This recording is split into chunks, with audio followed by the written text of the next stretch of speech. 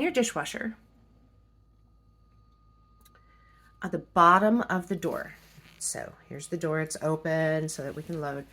Okay, so let me show you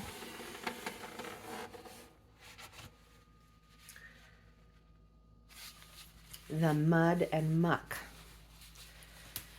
So just every so often, you just need to remember to just get in there and clean it.